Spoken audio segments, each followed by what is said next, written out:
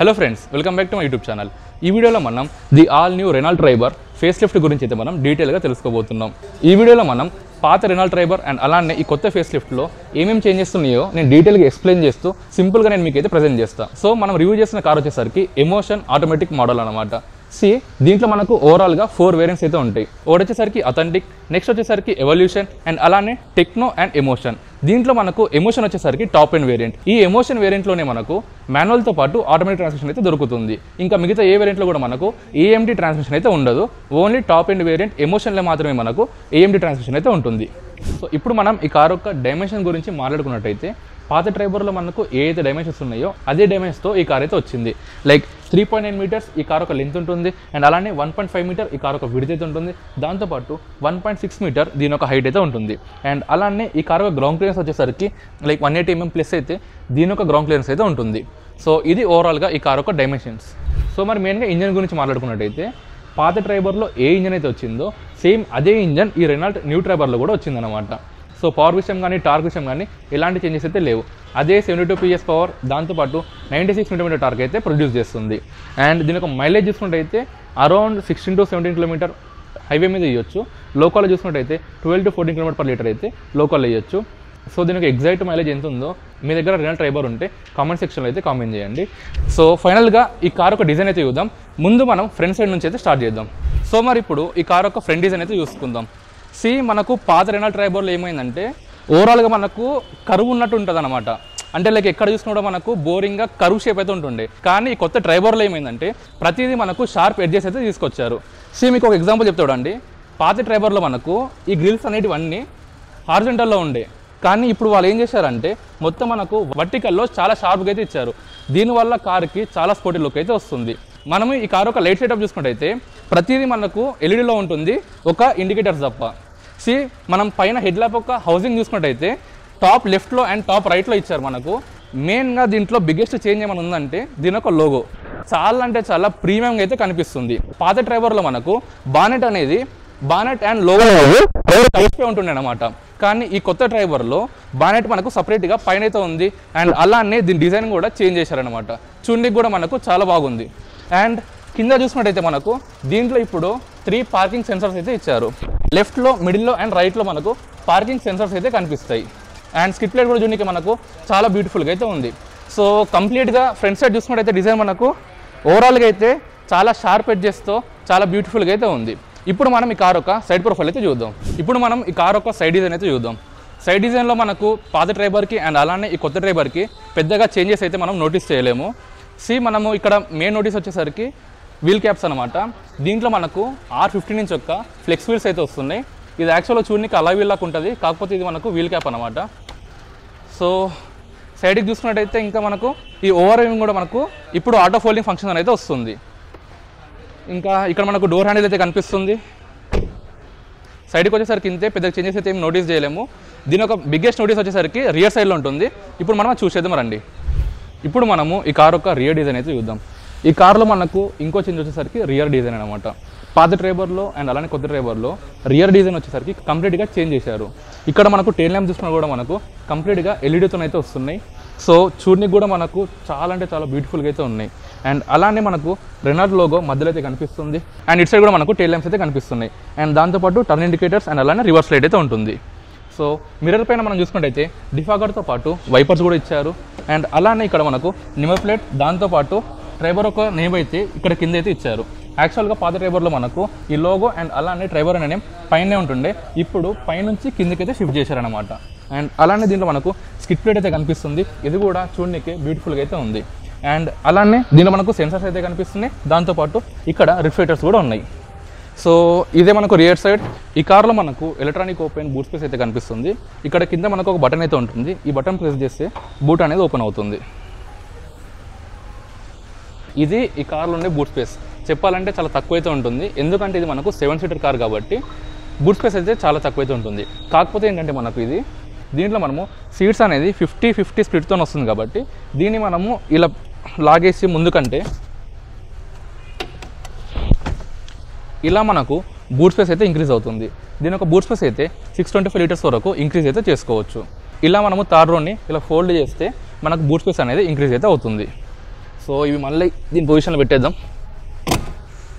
And ఇంకో విషయం ఏంటంటే ఈ కార్లో ఈ థర్డ్ రో సీట్స్ని మనం కంప్లీట్గా రిమూవ్ కూడా చేసేసుకోవచ్చు. అంటే ఈ కార్లోకి వెళ్ళి కంప్లీట్గా ఈ సీట్స్ని కూడా మనము రిమూవ్ చేసి బయట అయితే పెట్టుకోవచ్చు. సో ఇప్పుడు మనం ఈ కార్లోకి ఎంటర్ అయ్యి దీంట్లో ఉన్న ఫీచర్స్ని అయితే ఎక్స్ప్లోర్ చేద్దాం. ఇప్పుడు మనము ఈ కార్లోకి ఎంటర్ అయ్యి దీంట్లో ఉన్న ఫీచర్స్ అండ్ అలానే దీని కంఫర్ట్ ఎలా ఉందో చూద్దాం. దానికన్నా ముందు దీని ఒక కీస్ అయితే చూడండి. దీని ఒక కీస్ అయితే మనకు ఈ విధంగా అయితే కనిపిస్తుంది. ఈ కీస్లో మనకు కొత్త రెనాల్ట్ లోగో అయితే కనిపిస్తుంది. అండ్ అలానే ఫ్రంట్ సైడ్లో బటన్స్ కూడా ఇచ్చారు. దీంట్లో మనకు lock button, unlock button and అలానే బూట్ ఓపెన్ బటన్ అండ్ దాంతోపాటు లైట్స్ ఒక బటన్ కూడా కనిపిస్తుంది. సో ఇప్పుడు మనం ఈ కార్లోకి ఎంటర్ అయ్యి దీని కంఫర్ట్ అయితే చెక్ చేద్దాం.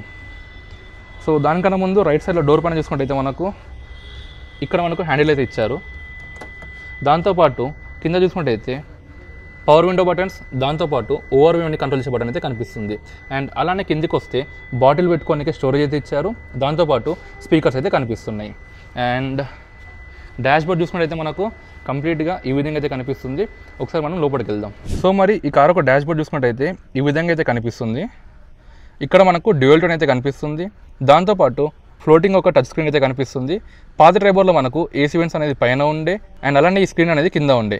కాకపోతే ఈ కొత్త ట్రైబర్లో స్క్రీన్ అనేది పైన ఉంది, ఏసీ వెంట్స్ అనేది కిందికి షిఫ్ట్ చేశారనమాట.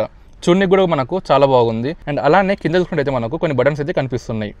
ఇది వచ్చేసరికి మనకు పార్కింగ్ సెన్సార్స్ని ఆఫ్ చేసుకునే బటన్ అండ్ అలానే ఇది రియర్ డిఫాగర్ బటన్, దాంతోపాటు hazard lights, lock button and unlock button, దాంతోపాటు ట్రాక్షన్ కంట్రోల్ని ఆఫ్ చేసుకునే బటన్. అండ్ అలానే దీని కింద మనకు ఏసీని కంట్రోల్ చేసుకున్న డయల్స్ అయితే కనిపిస్తున్నాయి.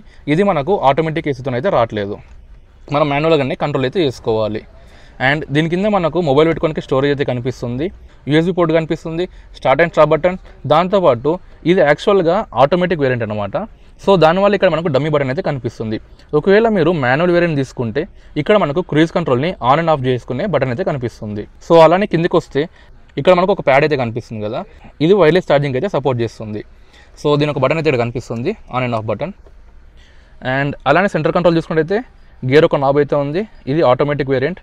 అండ్ అలానే వెనక్కి వస్తే మనకు హ్యాండ్ బ్రేక్ అయితే కనిపిస్తుంది. అండ్ డ్రైవర్ సైడ్లో మనకు ఆమ్రెస్ట్ కూడా ఇచ్చారు. ఇది ఓన్లీ డ్రైవర్ సైడ్ మాత్రమే ఉంటుంది, ప్యాసింజర్ సైడ్ అయితే ఉండదు.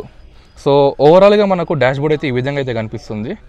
సో రూఫ్ పైన చూసుకున్నట్టయితే ఇక్కడ మనకు లైట్ అయితే కనిపిస్తుంది. అండ్ అలానే ఇక్కడ మనకు ఐఆర్వీఎం అయితే వస్తుంది. దీంట్లో మనకు ఆటో డిమ్మింగ్ ఐఆర్వీఎం అయితే రాదు, ఇది మనము మాన్యువల్గానే అడ్జస్ట్ చేసుకునేది ఉంటుంది. సో అక్కడ మనకి ఏసీ వెంట్ అయితే కనిపిస్తుంది. అండ్ అలానే ఇక్కడ మధ్యలో 2 ఏసీ వెంట్స్ అండ్ అలానే ఇక్కడ కూడా ఒక ఏసీ వెంట్ అయితే కనిపిస్తుంది. యాక్చువల్గా మీకు ఇంకోటి చెప్పడం మర్చిపోయినా, ఈ కార్లో ఇక్కడ స్టోరేజ్ ప్లేస్ అయితే ఉంటుంది. అండ్ దాంతోపాటు కింద కూడా మనకు స్టోరేజ్ ప్లేస్ అయితే ఉంటుంది. అండ్ ఇక్కడ వచ్చేసరికి కూల్ ఒక గ్లో బాక్స్ అయితే ఉంటుంది, ఇది మనకు కూలింగ్ ఫంక్షన్తో అయితే వస్తుంది. సో ది మెయిన్ ఐటమ్ వచ్చేసరికి దీని ఒక స్టీరింగ్ వీల్.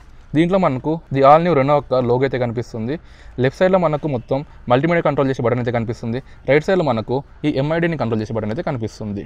సో దీంట్లో మనకి ఏంటంటే 8 ఇంచ్ యొక్క టచ్ స్క్రీన్ అయితే ఇచ్చారు. ఇది మనకు వైర్లెస్ యొక్క ఆండ్రాయిడ్ ఆటో అండ్ అలానే యాపిల్ కార్ప్లే అయితే వస్తుంది. ఇంకా సెంటర్ కంట్రోల్ చూసుకుంటే అయితే ఇది మనకు 7 ఇంచ్ యొక్క TFT డిస్ప్లే అనమాట. లెఫ్ట్ సైడ్ మనకు ఇంజన్ హీట్ని అయితే ఇండికేట్ చేస్తుంది, రైట్ సైడ్లో మనకు ఫ్యూయల్ గేజ్ని అయితే ఇండికేట్ చేస్తుంది. అండ్ సెంటర్లో మనకు 7 ఇంచ్ యొక్క TFT డిస్ప్లే అయితే ఇచ్చారు. దీంట్లో మనకు చాలా ఇన్ఫర్మేషన్ అయితే ఉంటుంది. ఒకసారి మీరు డిస్ప్లే అయితే చూడండి ఏ విధంగా ఉందో. ఇక్కడ మనకు ప్రతి సీట్కి సీట్ బెల్ట్ యొక్క వార్నింగ్ అయితే ఉంటుంది, కాబట్టి ఇక్కడ మనకు ఈ సింబల్ అయితే కనిపిస్తుంది. అండ్ అలానే మధ్యలో వచ్చేసరికి స్పీడోమీటర్ అయితే ఉంది. అండ్ దీనిలో గ్రాఫిక్స్ అయితే చూడండి, చూడడానికి కూడా చాలా ఎక్సలెంట్గా అయితే ఉన్నాయి. అండ్ ఇవి ఓవరాల్గా డాష్ బోర్డ్. సో మరి ఈ కార్ ఒక సీట్ కంఫర్ట్ ఎలా ఉందంటే, నా హైట్ వచ్చేసరికి 5'10" ఉంటా, నాకైతే రూఫ్ అయితే ఏం తగ్గట్లేదు, చాలా స్పేస్ అయితే ఉంది. అండ్ అలానే సీట్ కంఫర్ట్ కూడా నాకు బాగానే ఉంది. దీంట్లో ఏంటంటే అడ్జస్టబుల్ హెడ్ రెస్ట్ అయితే రాదు, నార్మల్ హెడ్ రెస్టే వస్తుంది. అండ్ సీట్ కూడా మనకు ఫ్రంట్ అండ్ బ్యాక్ అయితే వస్తుంది. అండ్ దాంతోపాటు హైట్ కూడా మనము అడ్జస్ట్ చేసుకోవచ్చు. అండ్ స్టీరింగ్ కంఫర్ట్ కూడా చాలా బాగుంది. ఇప్పుడు మనం సెకండ్ రోకి వెళ్ళి సెకండ్ రోలో కంఫర్ట్ ఎలా ఉందో చూద్దాం. సెకండ్ రో యొక్క డోర్ ఓపెనింగ్ అయితే ఆల్మోస్ట్ 90 degrees అయితే ఉంది. ఒకసారి అయితే ఎక్కుదాం. సెకండ్ రోలో మనకు 60-40 స్ప్లిట్ సీట్స్ అయితే వచ్చినాయి. దీని కంఫర్ట్ కూడా పర్లేదు, ఓకే బాగానే ఉంది. సో ఈ సీట్ని కూడా మనము ఫ్రంట్ అండ్ బ్యాక్ అయితే మూవ్ చేసుకోవచ్చు, ఇలా ఫ్రంట్ అండ్ బ్యాక్ అయితే మూవ్ చేసుకోవచ్చు. మన కంఫర్ట్ని బట్టి మనము సీట్ని అయితే అడ్జస్ట్ చేసుకోవచ్చు. అండ్ అలానే సెకండ్ రోలో ఉన్న వాళ్ళకు ఏసీ వెంట్స్ కోసం ఇక్కడ వీళ్ళు పిల్లర్ పైన అయితే మనకు ఏసీ వెంట్స్ అయితే ఇచ్చారనమాట. లెఫ్ట్ సైడ్ రైట్ సైడ్లో ఒకటి ఉంటుంది అండ్ అలానే లెఫ్ట్ సైడ్లో ఒకటి అయితే ఉంటుంది. సో ఇదన్నమాట సెకండ్ రో గురించి. ఇప్పుడు మనము థర్డ్ రోకి అయితే జంప్ అవుదాం. సో థర్డ్ రోకి జంప్ అవ్వాలంటే సింపుల్, జస్ట్ ఇక్కడ ఉన్న నాబ్ని ఇలా పైకి అంటే చాలు, సీట్ అనేది ఫోల్డ్ అవుతుంది అండ్ అలానే ముందుకైతే వెళ్తుంది. సో థర్డ్ రోకి వెళ్ళి నేను కంఫర్ట్ ఎలా ఉందో చెప్తాను. సో థర్డ్ రో కంఫర్ట్ చూసుకుంటే థర్డ్ రోలో కూడా మనకు లెగ్ రూమ్ అయితే పర్లేదు, బాగానే ఉంది, కాకపోతే అండర్ థై సపోర్ట్ అయితే లేదు అండ్ హెడ్ రూమ్ కూడా చాలా ఎక్కువ అయితే ఉంది. సో థర్డ్ రోలో ఏంటంటే అడ్జస్టబుల్ హెడ్ రూమ్ అనమాట. థర్డ్ రోలో మనము మ్యాక్సిమం చిన్నపిల్లలను కూర్చోబెడితే కంఫర్ట్ అయితే ఉంటుంది, లైక్ పెద్దవాళ్ళను కానీ ఓల్డ్ ఏజ్ పీపుల్ని కూర్చోబెడితే వాళ్ళకి అండర్ థై సపోర్ట్ ఉండదు కాబట్టి అంత కంఫర్ట్ అయితే ఉండదు. సో థర్డ్ రో వాళ్ళ కోసం ఏసీ వెంట్స్ అయితే ఇక్కడ పైన ఇచ్చారనమాట రూఫ్లో. సో ఇదైతే వాళ్ళకి తగ్గట్టుగా వాళ్ళు అడ్జస్ట్ అయితే చేసుకోవచ్చు అనమాట. సో ఇది ఓవరాల్గా థర్డ్ రో గురించి. ఇప్పుడు మనం ఈ కార్లో మెయిన్గా సేఫ్టీ ఫీచర్స్ గురించి అయితే మాట్లాడదాం. దీంట్లో ఏంటంటే 21 స్టాండర్డ్ సేఫ్టీ ఫీచర్స్ అయితే ఉన్నాయి అండ్ దాంతోపాటు దీంట్లో ఇప్పుడు మనకు 6 ఎయిర్ బ్యాగ్స్ అయితే వచ్చినాయి. దాంతోపాటు ABS with EBD, traction control, hill start assist and అలానే cruise control, front parking sensors, ఇలా మనకు చాలా అంటే చాలా సేఫ్టీ ఫీచర్స్ అయితే ఇంప్రూవ్ చేశారు. అండ్ దీని ఒక సేఫ్టీ రేటింగ్ గురించి మాట్లాడుకున్నట్టయితే ఓల్డ్ డ్రైవర్కి 4 స్టార్ ఒక సేఫ్టీ రేటింగ్ అయితే ఉండే గ్లోబల్ NCAP వాళ్ళు అయితే ఇచ్చారు. సో ఈ కార్ కూడా మనకు మ్యాక్సిమం 4 to 5 స్టార్ ఒక సేఫ్టీ రేటింగ్ అయితే వస్తుంది. సో ఇది సేఫ్టీ ఫీచర్స్ గురించి. మరి ఈ కార్ యొక్క ప్రైస్ చూసుకుంటే 6.3 lakhsకి ఎక్స్షోరూమ్ ప్రైస్ అయితే స్టార్ట్ అవుతుంది. 6.3 lakhs నుంచి అండ్ అలానే ఆల్మోస్ట్ 9 lakhs వరకు ఎక్స్షోరూమ్ ప్రైస్ అయితే ఉందన్నమాట. సో వేరెంట్ని బట్టి మనకు ప్రైస్ అయితే చేంజ్ అవుతుంది. సో ఒకవేళ మీకు ఆనర్ ప్రైస్ కావాలంటే కామెంట్ సెక్షన్లో కామెంట్ చేయండి, నేను మీకు ఆనర్ ప్రైస్ అయితే చెప్తాను. సో ఇప్పుడు మనం ఉన్నాము ఆర్కార్ రెనాల్ట్ షోరూమ్. ఇది వచ్చేసరికి హైటెక్ సిటీ కొండాపూర్. సో మీకు ఈ కార్ గురించి ఏమైనా డీటెయిల్స్ కావాలనుకుంటే స్క్రీన్ పైన నేను నెంబర్ అయితే ఇస్తాను, ఆ నెంబర్కి కాల్ చేయండి, వాళ్ళు మీకు కంప్లీట్గా ఎక్స్ప్లెయిన్ అయితే చేస్తారు. సో ఇది రెనాల్ట్ ట్రైబర్ గురించి. ఈ వీడియో మీకు నచ్చినట్లయితే తప్పకుండా లైక్ చేయండి అండ్ అలానే మన ఛానల్ అయితే సబ్స్క్రైబ్ చేసుకోండి ఫ్రెండ్స్.